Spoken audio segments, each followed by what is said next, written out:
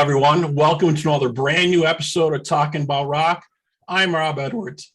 Let's check in with Jerry Schmidt in Nashville, see what's happening there. Rob, how you doing? Good. Hey, Wednesday night I saw Bruce Dickinson, the legendary voice of Iron Maiden. He brought his spoken word tour to the Tennessee Performing Arts Center, and he was quite engaging and very brilliant. As you know, he's an aviator and a brewer, and the lead singer of one of the biggest rock bands in the entire world, Iron Maiden. And he talked to us for 2 hours before intermission, and then came back and did an hour of Q&A, answering some of the audience members' questions. And it was quite enjoyable. He's certainly somebody that everybody needs to look up to. Yeah, that's really something different for him, right? I wasn't expecting something like that, but all the reviews on the shows I see, it's been really cool. I mean, the guy's multi-talented, no doubt. I mean, he's flying the Iron Maiden plane, for God's sakes, right? I know, it's pretty crazy. So there was a segment there where he talked about the differences between Boeing and Airbus. So apparently he flies both of those models of planes, and it was just fascinating to listen to him talk about the whole science and engineering behind the whole thing. Very cool, very cool. So without further ado, we have local Nashville band, progressive Christian metal band, Oblivion Myth, joining us today. We have Keith Smith on guitar, Ryan Mark plays the bass, and Tim McDonald is the vocalist for Oblivion Myth. Not joining us today, unfortunately, is Bob Schultz, the drummer, the man behind the kit. But hey, 75% of the band's not bad, right? That's what we're bringing today. So is it a fair characterization to call you a progressive Christian metal band? I hate to put anybody into a box and generalize, but how do you guys see yourselves, and how do you guys classify yourselves when it comes to the rock and roll spectrum? I think that's pretty fair. I mean, we like prog metal, and we're definitely Christian. And if you added, some classic heavy metal, British metal, German metal kind of elements into that, and maybe a dash of Sweden, and yeah. That would be us. I would definitely like to go to Sweden and check out the metal scene over there. There seems to be a lot of great things happening there. Europe has an absolutely insane pool of talent, Sweden and Finland and Norway and all those, the Netherlands. It's just crazy. Yeah, I love that stuff. Have you been over to Europe yourself? No, I haven't. But if I ever wanted to really do some traveling, hitting Helsinki and Stockholm and Oslo would be a great tour. I would enjoy that. That would be a metal lover's dream, that's for sure. Yes, it would. So I saw you guys on Friday night over at the Cobra in Nashville, and it was my first time seeing you. And I just wanted to say what a fantastic show that was. I was Thank you. Surprised, but no doubt I knew it was going to be great with the talent of musicians in this band. Thank you. Thank you. Welcome. It was a lot of fun. Yeah, we wish we could do that more often. It is nice that Cobra has really upgraded their facility. The stage is much bigger, a good PA, a cooperative, friendly, helpful sound man. Those things are really important. And I would look forward to playing there again. All right. Well, Jerry, it looks like we're going to have Bob joining us here. He's going to be popping in here. Oh, terrific. Really? Hey, when we were talking about like the category that we're in, we like, we're fans of thrash metal, power metal, progressive metal. Our lyrics are faith-based and is in, the Christian genre of metal. And, we like the symphonic metal, opera metal. It's kind of like, all different genres in the metal, all within the metal subgenres, and kind of like Queen was with the whole rock thing. Rock Queen was rock, there were metal, there were jazzy, there were a whole bunch of things. Yeah, And that's also an influence of ours. Yeah, on our last album, when we were writing it and assembling it, the Bohemian Rhapsody movie was out, and I think all of us were listening to Queen a lot too. And yeah, we just kind of had this idea that every song could be a different style of metal and take you to a different country. And I think that really shows on the In Your Arms CD. Now, I might be missing something, but have you guys ever taken a crack at writing a ballad or performing a ballad? Our drummer Bob really wants us to do that, and it is possible. You know, and the Knights Errant is arguably a power ballad off the first CD. Now, you guys recently went from a 5-piece outfit to a 4-piece band. How did that affect you musically and stylistically? Especially Keith, I guess, going from the 2-guitar attack down to 1 guitar. I suppose that's probably made your job a lot harder. Yeah, a little bit. It's not by choice. Chris Selby, wanted to make a change and move to Phoenix, Arizona. So, we wish him well. He's still a brother, and he always will be a friend. And the door is always open for him to come back. But ideally, the full sound of the band would have a second guitarist and a keyboardist, or one of the two or both. And so yeah, it's kind of like, and over the years we have done many shows, not by choice, with guitar, bass, and drums. And when a lot of the music really calls for a second guitarist. So we're talking to a few people. We're not announcing it and having everybody chime in, but we're kind of like keeping it within people that we know and kind of word of mouth. And it's very possible that we'll be blessed with another guitar friend and want to be a part of what we're doing. We dream of having a keyboard player. That's always been the dream. And you could get by with one guitarist because Keith can totally carry the lead work and rhythm is not so hard for him. A keyboard player would fill everything out. But yeah, 2 guitars and a keyboard player, sure, why not? That'd be great. Yeah, I wanted to ask you about the keyboard player. I figured that it would fit you guys very, very well. Being progressive metal, it seems to be a pretty key component of that genre of rock and roll, of that type of music, like the Dream Theaters and the Sons of Apollo type bands. Mm-hmm. I think you guys resemble those very well. No, thank you. Yeah, Symphony X and Dream Theater and bands like that are big influences for me. And but it's like, over the years, just we've even done shows without a bass player in the very early years of the band. And it's like if we don't get out there and start playing for people, we're going to be stuck in this rehearsal room and we're never going to play for anybody.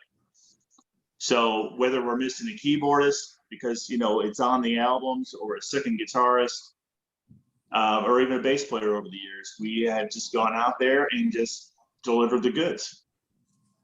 Well, nobody said you couldn't do it as a 4-piece, and it was certainly beautiful sounding on Friday night there at the Cobra. Thank you. I would have never have known that you guys had more members until I started doing my research. Then again, it was my first time seeing you, and I quite enjoyed you. Thank you. Thank you. Can you guys hear me? Yeah. Yep. Mm-hmm. Got something to say, boy? Hello? Yep. Hi, Bob. How are you? Welcome, Bob Hey. Schultz, drummer for... Hey, it worked. I'm sorry that I'm a little late. It's my fault. Well, I'm glad you made it. Yeah, I hope everybody's doing all right. I know Keith is because I just talked to him before the Zoom meeting happened. I was in Brentwood at the time. Looks like Keith's doing very well. I'm doing all right. Yeah. We're supposed to have band rehearsal tonight, but we had some snow and ice, and it's not fun to drive on. So our Friday night rehearsal's like been preempted. Yeah, that's unfortunate. That's part of the troubles of snow and ice here in Nashville. It seems to be hard to navigate when it does happen because it doesn't happen very often. Yeah, True. we know that all too well here in Buffalo, right, Jerry? Oh, absolutely. Just crazy weather here. But for some of the folks that aren't as familiar with you guys, can you give us a little bit of history with the band? So you guys came out in 2005, and then you guys, I think you released Between Light and Shadows in 2008. Is that correct? That is correct. I started the band in Palm Bay, Florida in 2002. I brought it to Tennessee at the end of 2005. And then we pretty much had a demo in 2006 and 2007. And really the first official version of that album was the third one with Andy Freeman in 2008, who's been our producer and master and engineer on all three albums and soon be the fourth. And Andy came from Fatal Opera down in Florida, which was the band that Garth Samuelson put together after he was no longer in Megadeth. And that's how Andy Freeman used to live here in Tennessee. And so, yeah, the first album, Between Light and Shadow, was 2008. And then the second album was 2016, and that was Inside the Mirror. And that was with Tim McDonald. And then in 2020, we came out with In Your Arms. Right. And it seems the sound has changed a little bit. It's grown a lot, and it's a lot more like you guys were talking about earlier. It's more operatic. You know, Jerry and I discussed this a little bit, I think, and we were talking, it's kind of like Queensryche meets Dream Theater meets Queen type of very operatic type of sound. That heavily on the writing on those first three albums are definitely the influences of Tim and I, and then now Ryan can speak for himself. He shares similar influences of artists as well as Bob. Tell him, Ryan. Yeah, well, I think I certainly come primarily from a progressive background, but also, I mean, I cut my teeth a lot on Zeppelin and Rush, and Yes. And more progressive yet not metal bands, but then at the same time I'm into Dream Theater and Tool, and I even go into the extreme metal things a bit, some of the death and deathcore, not as much as I do the progressive, some of the others, but and then I also, of course, the symphonic stuff. I write classical music for fun sometimes. We want more of it. Awesome. Yeah, he just like, I write a few symphonies, a choir, a concerto, just for fun. Just for fun, right? No, Ryan's an incredible talent, and I just can't tell you how much of the possibilities with this guy.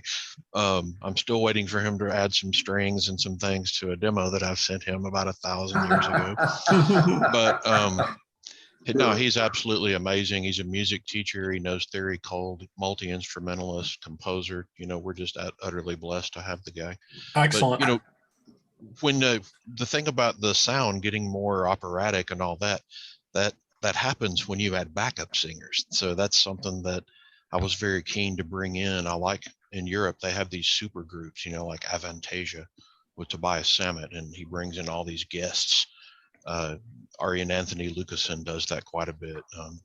Anyway, I wanted to have guests and bring in new voices, and you can double your voice over and over, and it's still not going to sound anywhere near the same as having multiple people singing together. That's when you get that real sound of a choir, and I wanted that. And so, yeah, that's a big part of the operatic drift is adding backup singers. Excellent. Yeah. Wrong with harmonies. The more harmonies, the better, I say. Exactly. So let's take a quick pause here, guys, if that's all right, and we'll check out the video for the title track for Inside the Mirror on Talking About Rock.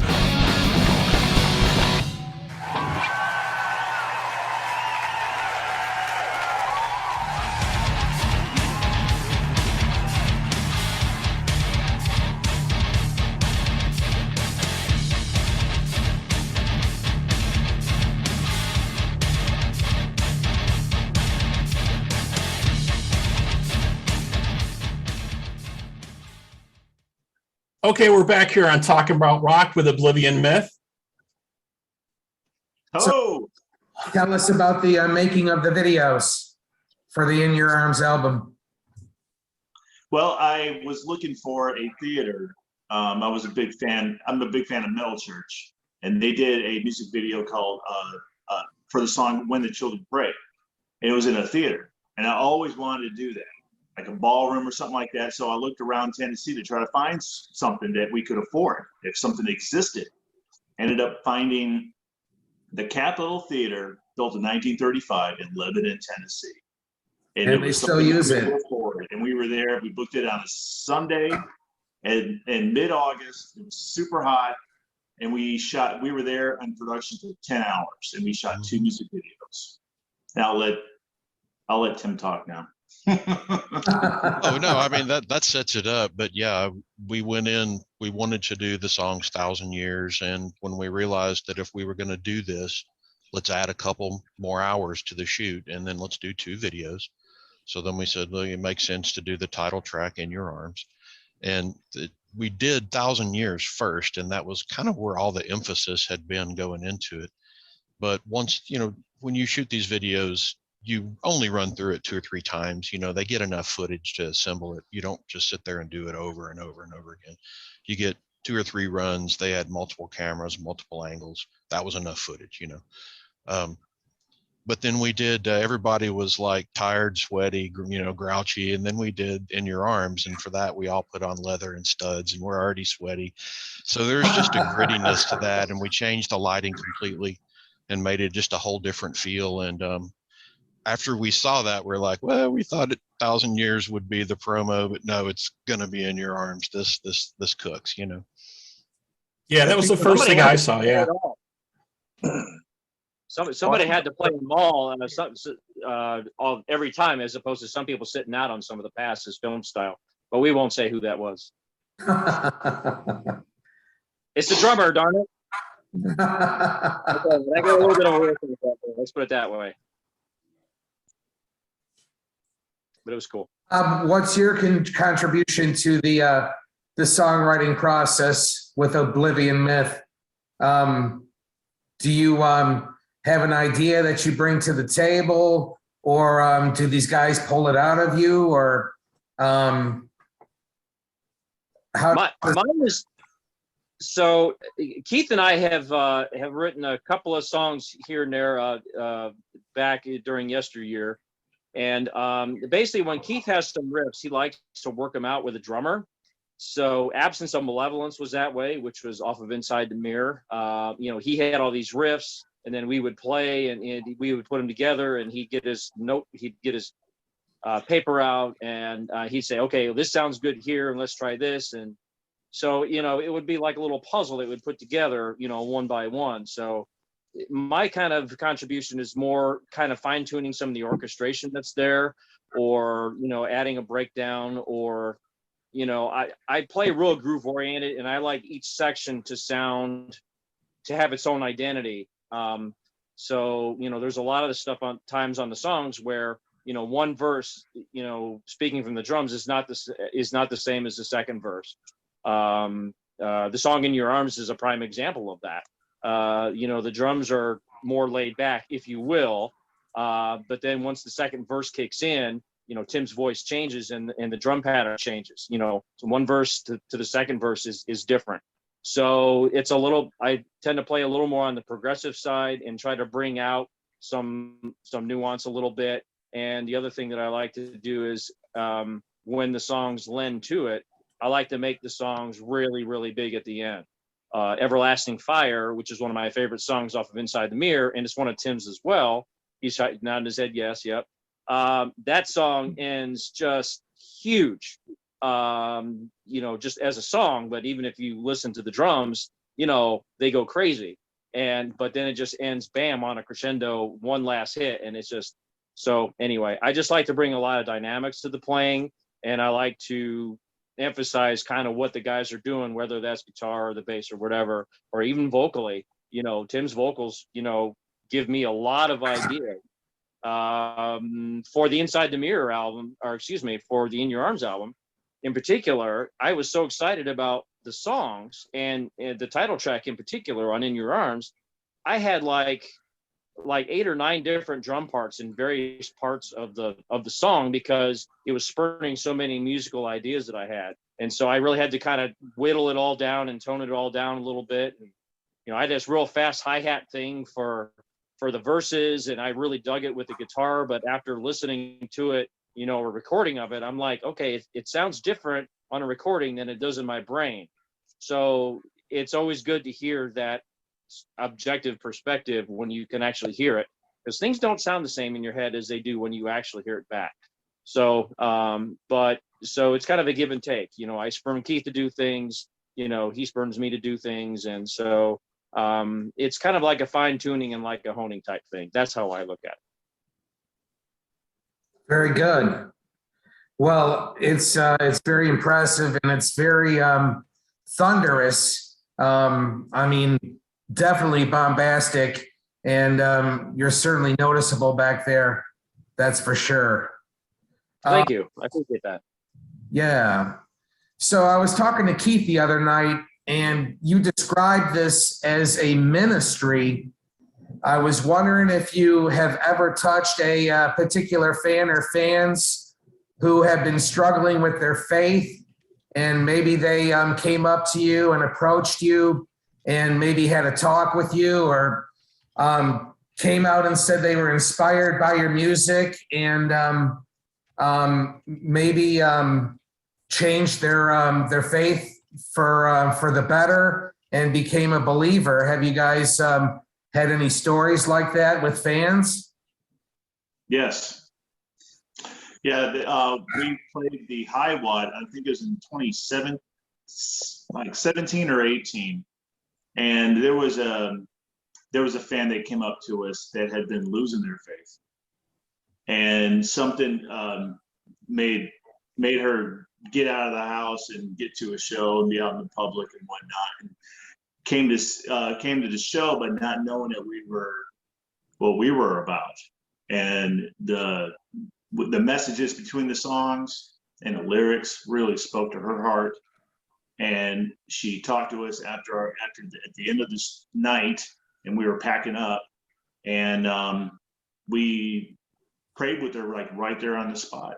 She wanted us to pray with her, and she was thanking us, and we were like blessings back and forth, and it was a great thing.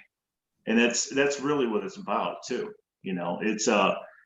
It's taking the word of God through heavy metal and music, just like Stryper does and all the other bands, and bringing it right to the stage and the public.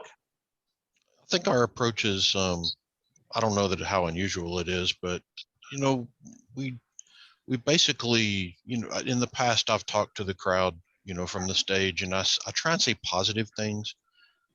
We're sometimes playing alongside bands that are pretty doomy, and that's okay if that's what they're into musically.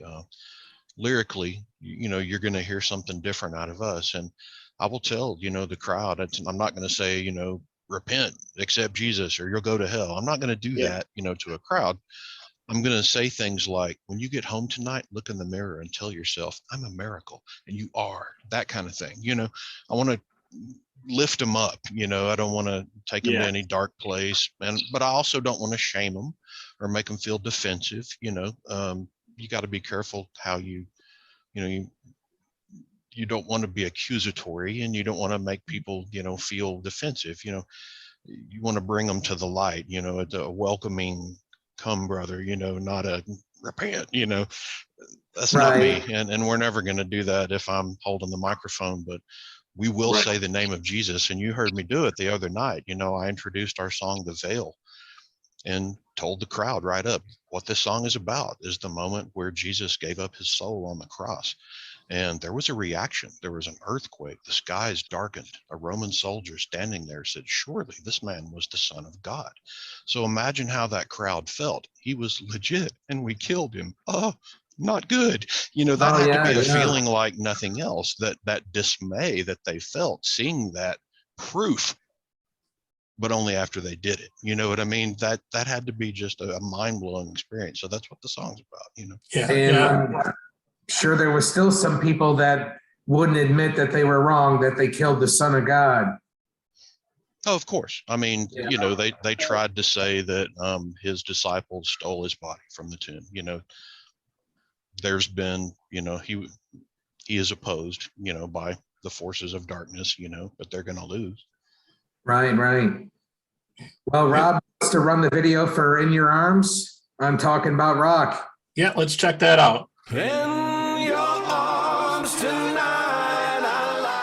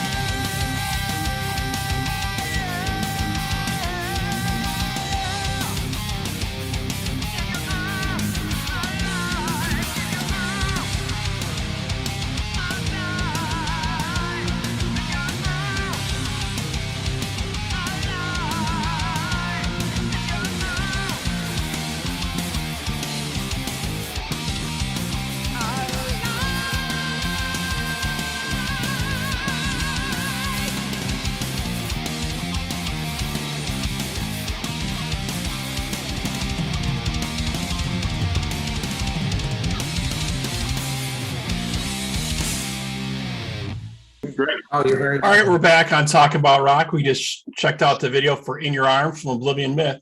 Amazing video, guys. That was the first thing I saw by you. It's just definitely standout song, standout video for sure. Thank you. Okay, We worked yeah. hard at it. We hired some really, really good guys. You know, we shot the video in, what was it, August 2020. And that was one of the darker times for COVID when nobody was working. The entertainment industry was shut down. And we had some stone cold pro people sitting around in Nashville waiting for a gig. And we were so lucky to be able to get them. A guy named Joey Harrow, who does, you know, major country artist music videos. He shoots for the Grand Ole Opry and stuff like that, meaning he's working in the top level of his industry. He shot the free cam 4K stuff. We had a jib crane guy that was, you know, you walk into the theater and you see this jib crane on a dolly and stuff, and you're like, this is for real. You know, this is going to be a cool video. So yeah, good people. And Don Carr. Yeah, Don was the director, and you know, Don is on Iron Maiden's touring production, so he understands show business in the big time. You know, has a good eye for it, and was able to put in a lot of input to how the camera shot should be, and talking. And the cameramen too are friends of his. We got access to them because of Don. So thank you, Don. I actually saw Don the other night on Wednesday night. He was shooting for the Bruce Dickinson spoken word tour. And he took a little video of me and asked me my thoughts, and a bunch of other fans coming out of the show, what they thought of the show. So Don's been on this show as well, talking about Noise Cult and of course Iron Tribe with Keith Smith here. Don's the other artist in the band. And I guess I wanted to ask you, some of the songs by Iron Maiden, and Tim, you played in a Judas Priest cover band. I think you told me it was defunct now. For now. But some of those songs are, shall I say, maybe not so positive and maybe overtly evil, and they have sexual overtones. Do you guys struggle with your faith when you perform sometimes? I mean, do you cringe, Keith, when you play the Number of the Beast? I'm just curious. And Tim, maybe Eat Me Alive by Judas Priest. I mean, we don't do that one. Okay. And I will absolutely tell you that there were certain songs that I said, I'm not going to do those. I'm not going to do Touch of Evil.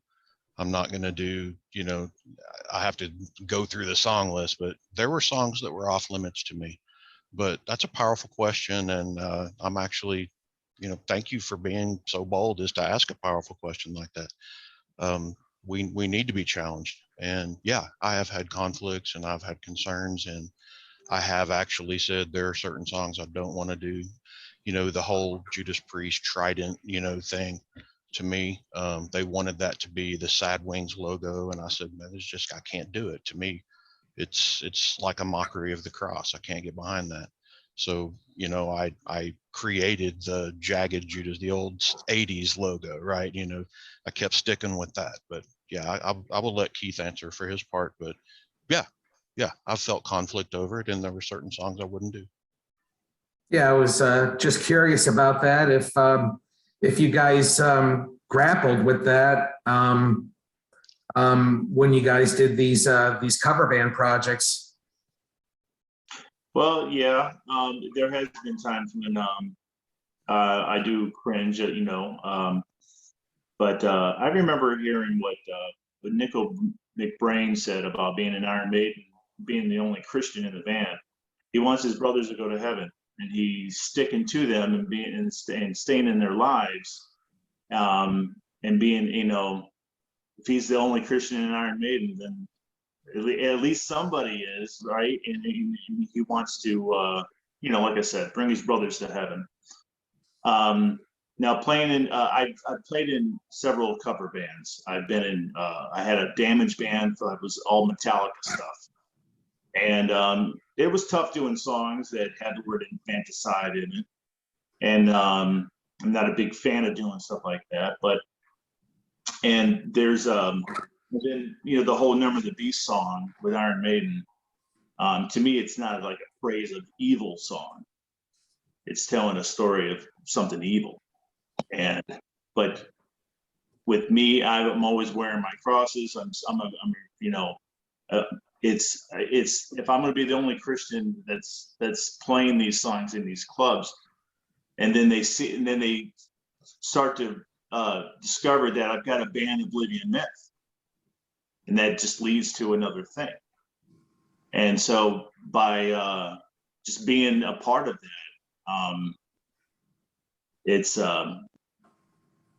it leads to, for me, it will hopefully lead someone to something far greater and better than being stuck in the kind of floating around in the dark world of metal that's praising evil, because evil does dominate heavy metal.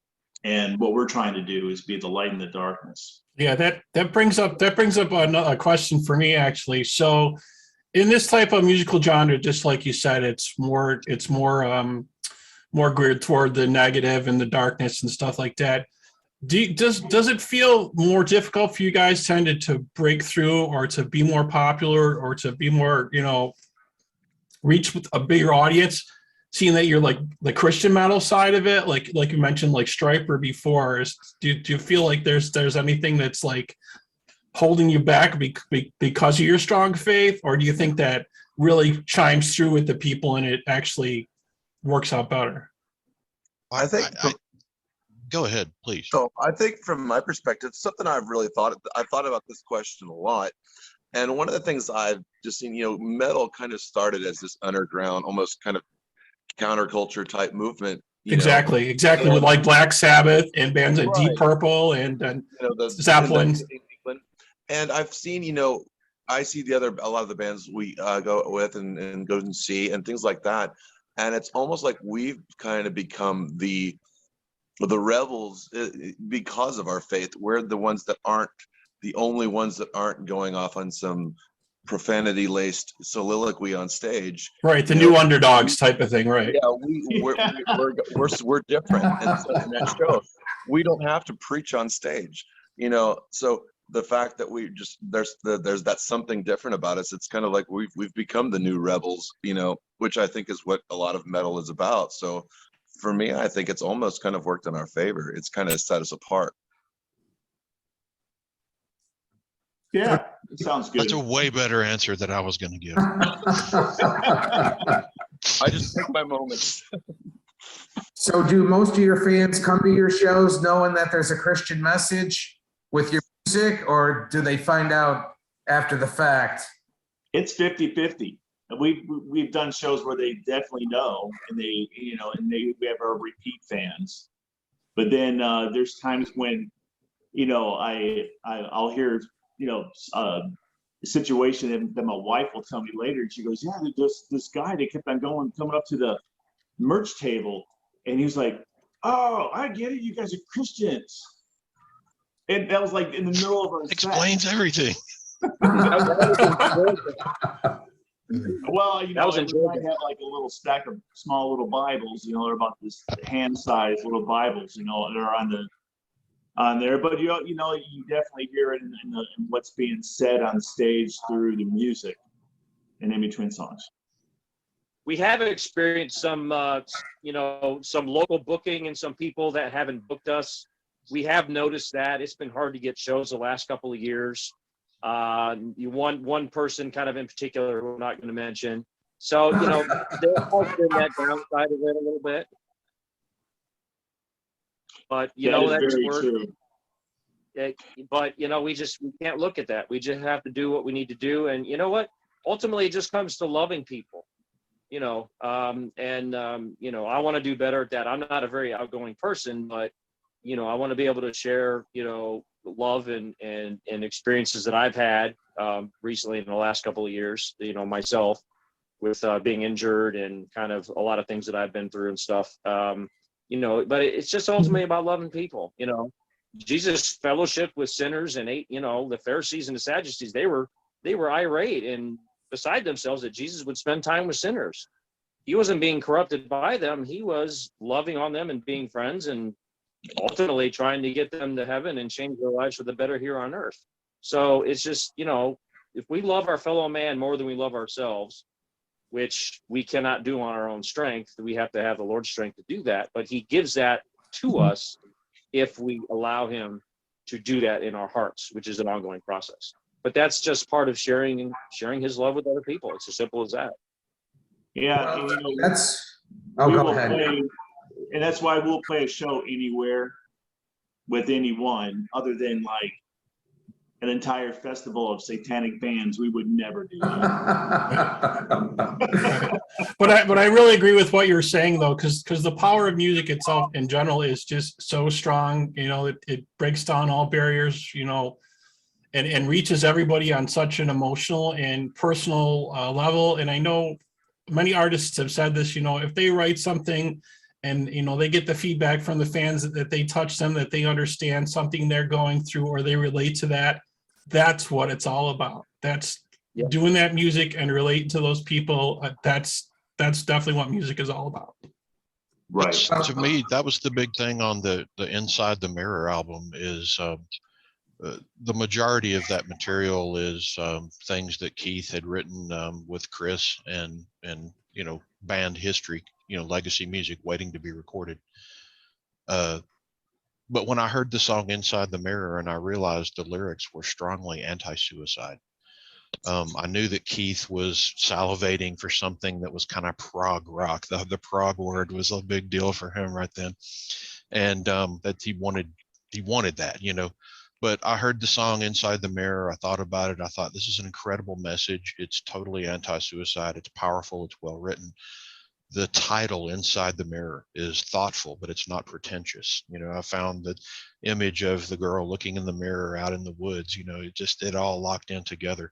But that's the whole thing is, we're trying to reach people on a very real level. I mean, we have songs that have fantastical content, space metal and stuff like that. But we have an awful lot of songs too that are about the human condition and the internal struggle, and it's permeating all three albums, but yeah, we try and relate because we're people too, right?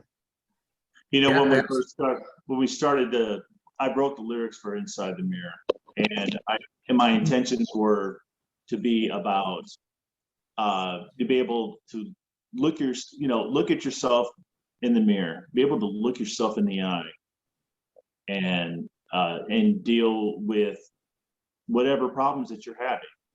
Some people have a hard time looking at themselves. Like whatever they may be doing that's bad, or they're suffering, or they're in trouble, or whatever. It's just like it's basically facing your reality and your identity, and then there is hope. But this is what's so cool is that Keith wrote those lyrics from where he was, but the words can apply to so many others because, it says in the chorus, I'm no longer waiting for the end, my soul to transcend, my life a memory. I'll take all that this life has given me, the joy and misery on my road to glory. That is a powerful anti-suicide declaration. I'm going to take it. I'm going to live this life and see it through to the end. And to me, that was powerful stuff that would lift people up, And the latest offering you guys got out is the new song and video for 1,000 Years. Can you tell us a little bit about that? Oh, yeah, I can. Just like the last album was quite a bit of backlog from Keith. There was some backlog from me on the new album. So, but 1,000 Years just popped up out of nowhere. And every time we put an album together, a song comes out of nowhere. On Inside the Mirror, it was Battle Angels. Here it's 1,000 Years.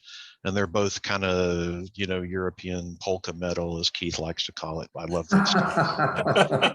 I don't think I've ever heard that term before. Yeah. Polka metal. That's a new one on me. Hey, if you, the Accept song, Fast as a Shark, you know that one? The classic. Yeah. Okay, so listen to the guitar solo. He's going. That's polka. That's on an accordion. That's totally that, but it's cultural and it's great. That's true. Yeah. It sounds great on an electric guitar, but that's totally cultural. But yeah, I love that stuff, and I'm impelled to write songs like that. But we had 3 ladies in town that all have their own bands. They're very hardworking. Kat Fritchman and Vicky Reed and Carmen Sanders, and they were willing. They're friends of mine, willing to do backup vocals. And Carmen had a seriously legit operatic soprano voice, just like thunderbolt, crack the ceiling, loud, powerful. So I wanted something kind of bombastic, opera metal-y, and that became 1,000 Years. And her voice is a little more prominent in that song to give it that extra opera element. You know, all of them sang through, you know, many of the songs, but that's one in particular where Carmen's opera voice kind of helps set that tone and give it that authenticity. Yeah, definitely an outstanding track. So let's take a quick pause here and take a look at the video for 1,000 Years from Oblivion Myth on Talking About Rock.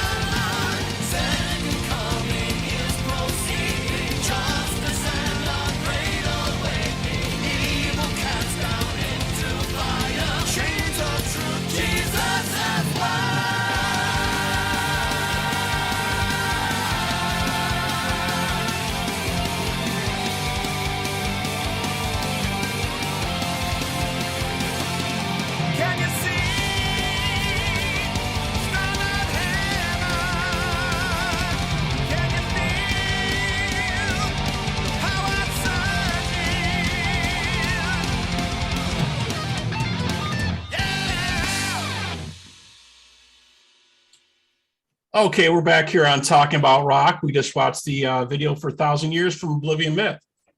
Excellent, guys. Really good stuff. Thank you. Thank you. It was fun. Thank you. Love that song. So do you guys got, Self-lifting so what's coming up next for you guys now? I was looking on your site, you got some tour dates coming up within the next couple months, right?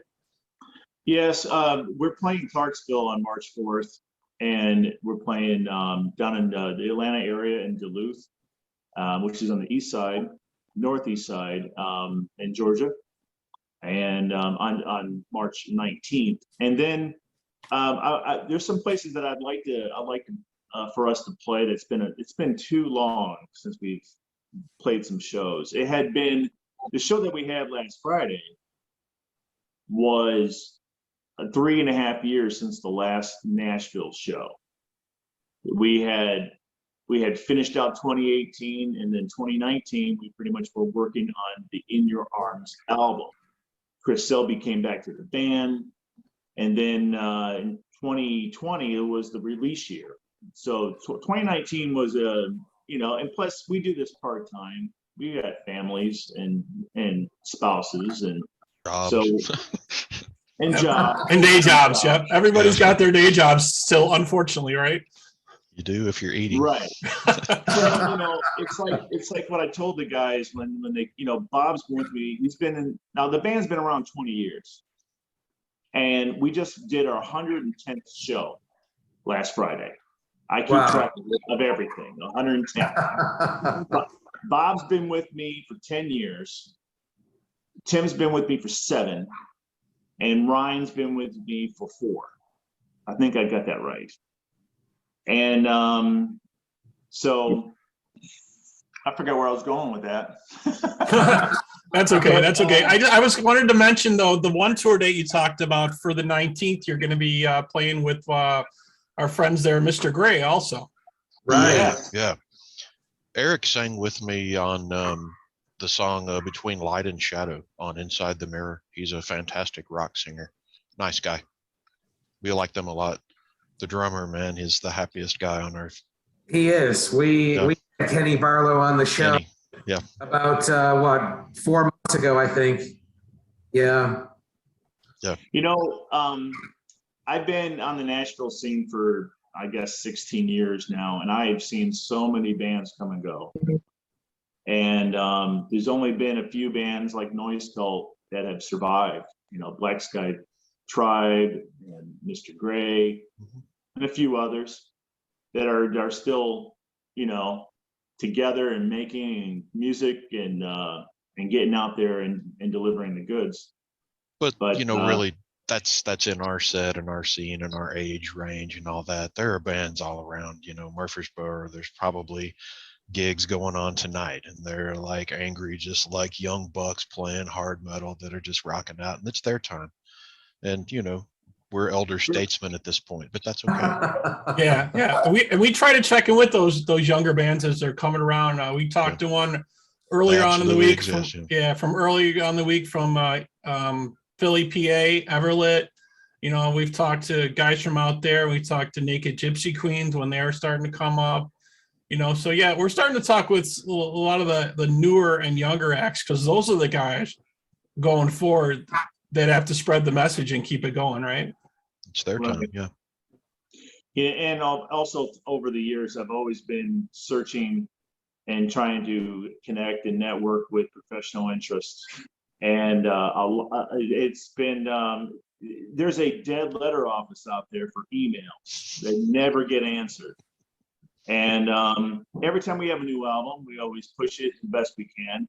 We ultimately just want distribution and really sweet opportunities to play festivals. We want to play in front of people as much as possible, as many times as possible a year.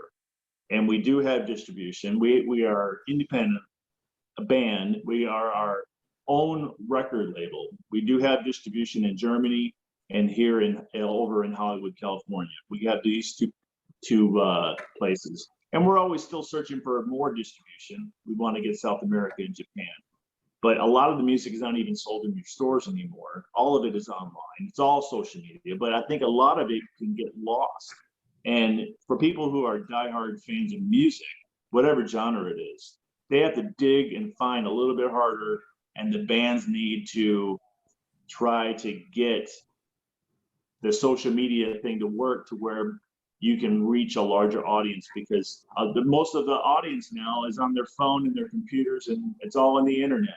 Yeah, yep, you're exactly right. And that's kind of why we started this show, just to kind of get people back in touch with some of the bands that are going on. Maybe they haven't heard about, or they don't know what's going on, or, you know, because a lot of shows that got canceled and tours that got canceled, you know. But yeah, rock is really big in Europe, UK. There's a lot going on there. You know, there's new bands coming up all the time. But you're totally right. Social media is the key. You have to learn that little secret of how to tweak that and how to make it work for you to spread the word. That's for sure.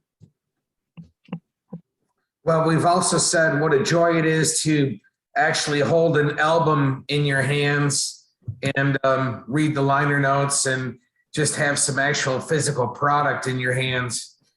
Oh, yes, the good old days. Yes.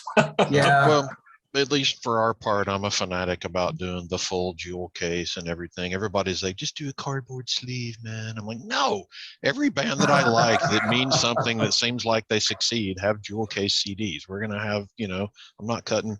And our unit cost on that is like $1.80, man. Come on. You know, why don't you want to have a deluxe product when your unit cost is so low? You know, mere mortals can afford to do this. Yeah, you know? that's a big debate for a lot of artists now. I know a lot of artists aren't putting out physical media anymore, or they don't release new songs, things like that. You know, with the streaming and Spotify and Apple Music and all these things.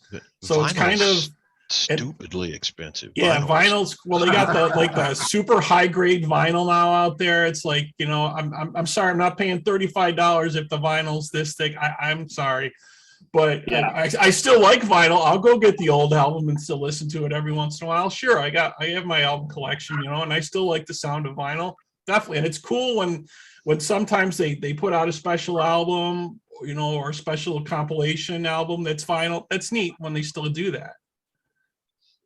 I definitely like the big art, but I vastly prefer digital clarity without pop and hiss and noise and all that. Yeah, I'm with you. Yeah, I don't miss the pop and hiss, but it's definitely a richer, different sound from vinyl. But yeah, you get the crystal clarity from digital, obviously. Yeah, you get the best of both worlds. I still have all my vinyl, and in fact, I was at Walmart tonight and I saw a Rush 2112 album for sale, you know, because they sell in vinyl. I went ahead and picked it up. You know, I'm a Rush fan, so I don't. Is it the authentic gatefold and all that like it's supposed to be? Yeah, it is. Okay. You know, I mean, right. So you guys brought up Rush. So do you know Jerry's got the coolest Rush album that I've ever seen? I don't know if you guys heard about that. Oh, Russian roulette, where you drop the needle and it plays one song, like Spirit of the Radio, for example, and then you drop the needle again and it plays Tom Sawyer, for example. It's multi-grooved. Yes. When you Mad drop Magazine the needle, did that one time, and I had a little Mad Magazine vinyl record, the 45, that you played it and it give you a different message each time. Wow. Yeah. Oh yeah. Coolest thing. Definitely. So I know, Keith, you talked about actually starting a Rush cover band in Nashville, and Buffalo, New York has their own called the Analog Kids. I would That's a good name. see something like that, Keith, if you ever have the time, and I might be able to recommend a few musicians and send them your way that could probably pull that off. But that would be great. I've had the name of the band, Snow Dogs, for quite a long time now. And the very first show I want to do, I want to play the entire All the World's a Stage live. That's just to get started. You know, I love that band. I love that band so much, and I have played along to that record for the past 40 years on guitar. And we're looking for a lead singer. We got a bass player. We're just looking at, you know, it's Kevin Butler and myself so far. And I don't know if it's going to turn into like an Iron Tribe thing where you got multiple bass players, you know, multiple drummers, but we don't have a drummer right now. Bob, it's the closest thing in my life to Neil Peart. Wow, that's a huge compliment there. Absolutely, yeah. Wow, amazing. Yeah, you guys should really check out Analog Kids and check those. The guys were pretty smoking hot. But definitely. So I know we're cutting it close on time here. So I just wanted to say, if there's, where should folks go to check out your music? Should they go to your website, or should they just check you out on Spotify, or where should they check you out?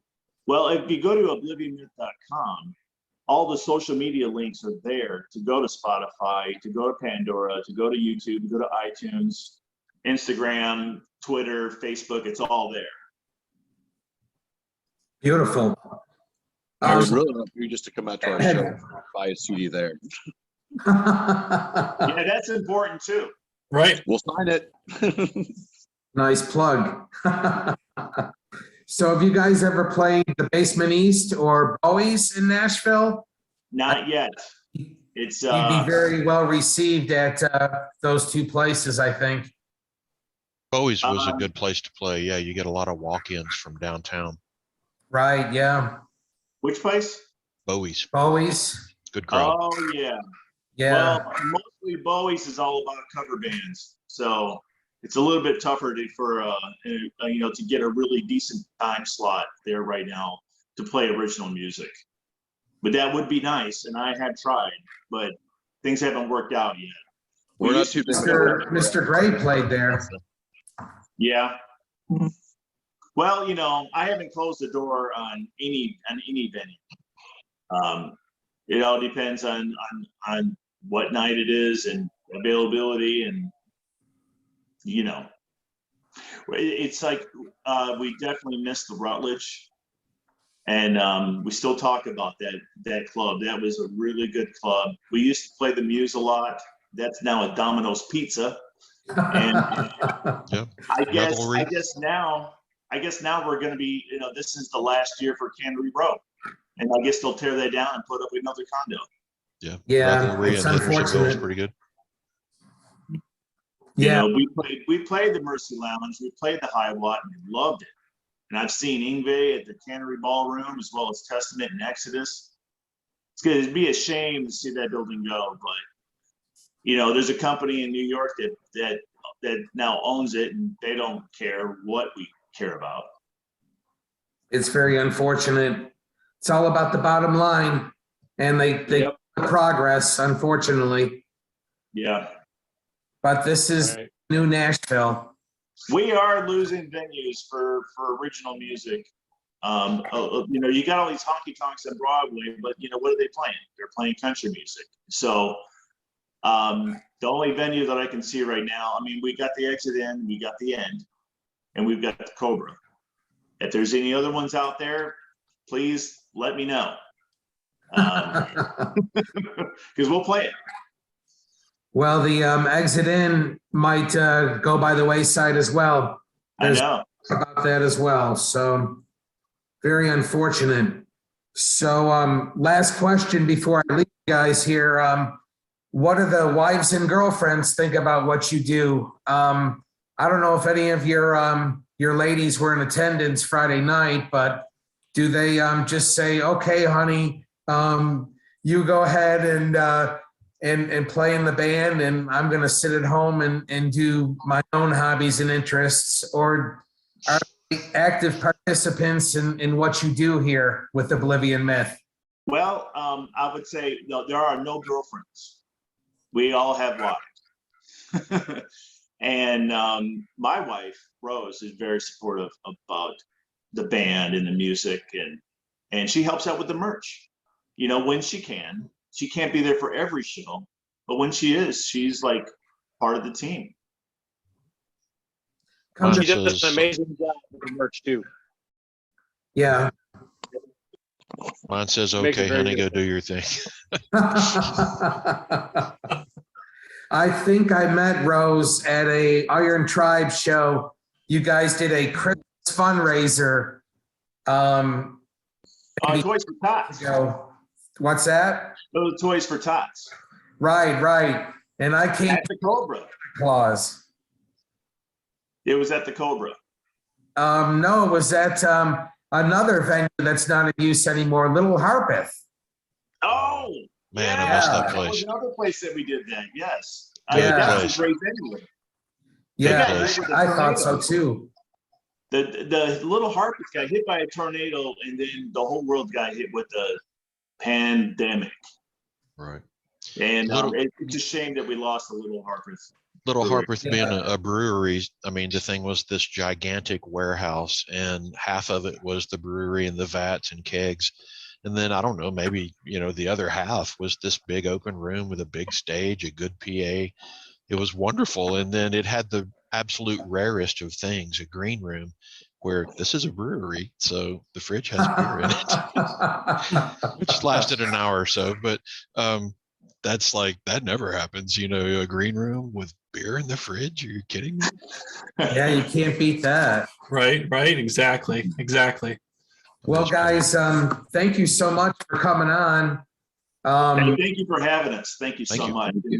Thank you for coming out to our show, and looking forward to playing more shows, and looking forward to see you at the shows. And Yeah, definitely. Keep us posted, guys. If you got more dates coming, you got more releases coming out. We'd love to hear more stuff from you. What's happening?